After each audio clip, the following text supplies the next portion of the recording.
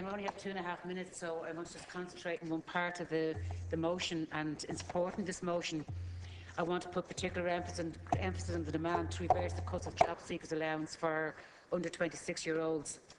I don't think my mic is working.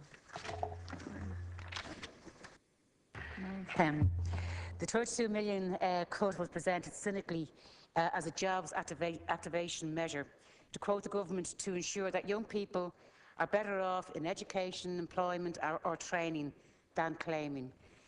The implication is that we have a country full of work-shy youngsters, or as Deputy Eamon Malloy of Labour disgracefully said around the budget debate, sitting around watching their flat-screen TV 7 days a week.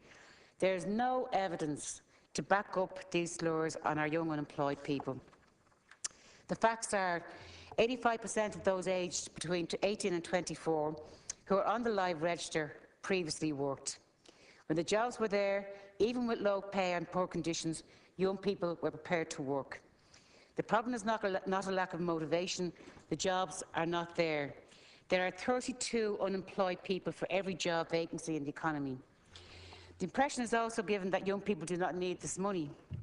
The reality is that job seekers' allowance is means tested.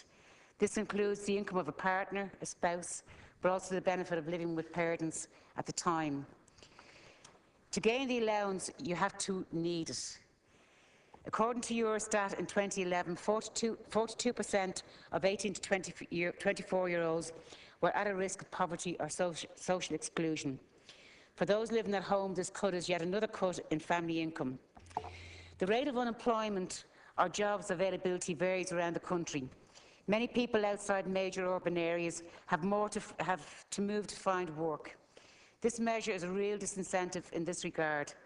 Is it that the real message from this government to ensure that young people are better off migrating than claiming?